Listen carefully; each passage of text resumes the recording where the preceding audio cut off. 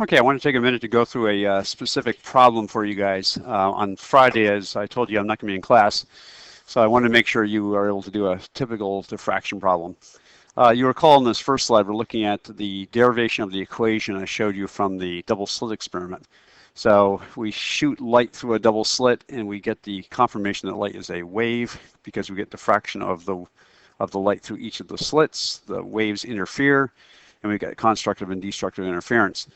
You can see on the screen here there are areas where we have constructive interference, and this central maxima, the bright spot. Remember, maxima is where we have constructive interference. It's called maxima because the wave amplitude is maximum, and it corresponds, as you recall, to a high intensity or brightness of light. Using the geometry I derived out in class, we end up with an equation that says d sine theta equals n lambda for constructive interference. That's a little different than how I wrote it in class. I think I wrote it as sine theta is n lambda over d, but obviously it's the same thing. What I want to do today is show you how to link what we did in class with what we did in lab and be able to then solve problems. So the lab setup was a little different, but basically the same idea. We're still looking at diffraction. Down in this end here, we have a person looking through a diffraction grating. So our diffraction grating is down at this end and located down here. And we have set up our 2 meter sticks at right angles. At the far end, we have our image screen, where along the image screen we're going to be seeing the images forming. Remember, with the laser, it's going to be monochromatic, so we'll see red dots. But remember, in lab we used a polychromatic source, so we're going to get a Roy G. Biv. Now be careful, we're not going to get Roy G. Biv. Each of these things is not its own image. Instead, what we're going to get, typical, that moves. What we're going to get is we're going to get a Roy G. Biv here as a third order, a Roy G. Biv, etc., Roy G. Biv. So each one of these will be a Roy G. Biv.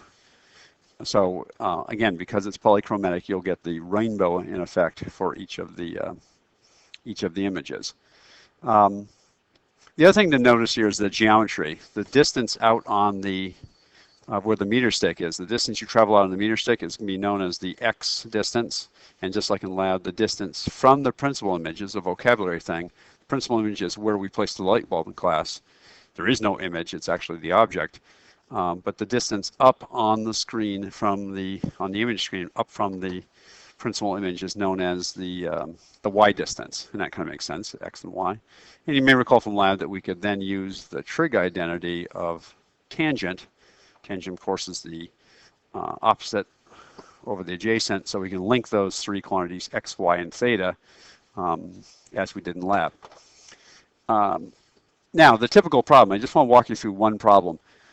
The typical problem on AP or on my tests or my homework is going to be what we see for the given. For example, given a grating with 5,100 slits per centimeter, we're going to shoot light with a wavelength of 500 nanometers, which is green, center of the Roy G. Biv pattern. Find the Y distance from the principal image on the screen where the first order image would form if the grating is located 95 centimeters from the screen. So what they're looking for here is the Y distance. So we're looking for this quantity. In order to do that, we have to actually use both of our equations. We have to first of all take our theoretical equation from class, which said that d sine theta equals n lambda.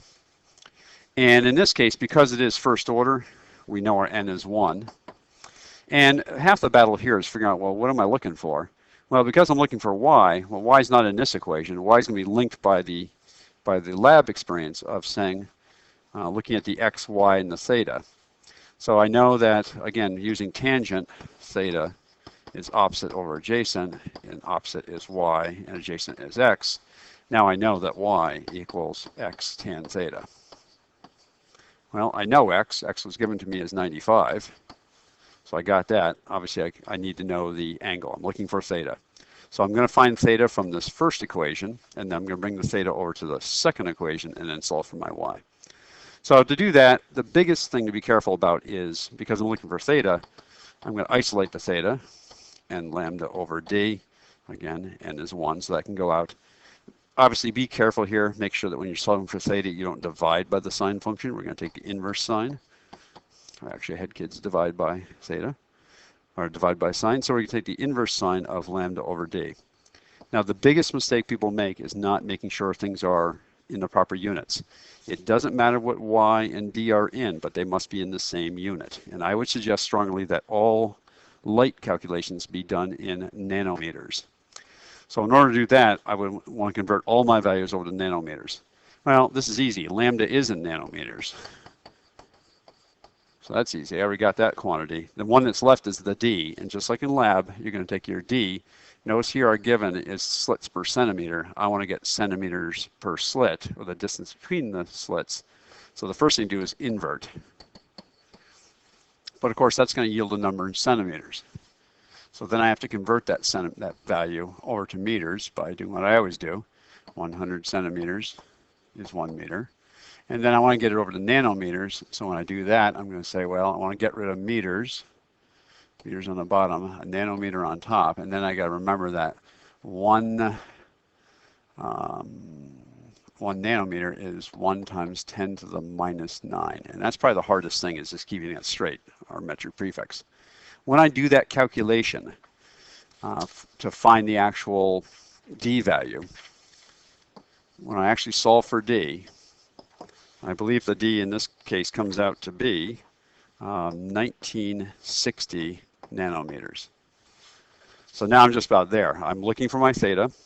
I'm going to take the inverse sine of lambda, which is going to be my 500 nanometers, over my D, which is my 1960 nanometers.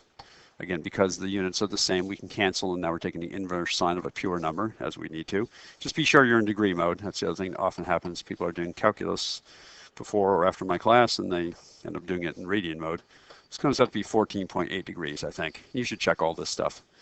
Now I bring that theta back over here, and now I can say y is going to equal 95. It's my x distance, times my tangent of 14.8. I believe when I did that, it came out to be about 25 centimeters. And my picture is roughly scaled, which is always kind of nice. I made this about 95. I made that about 25. That angle looks like it's about 15, so that's kind of convenient. So again, this is the typical way of solving a diffraction problem. It's going to be typical of what the AP is going to ask you, some variation of theory and lab. And it's typical of what you're going to be doing on Friday on the homework. So give it your best shot, and we'll take it from there. Thank you very much.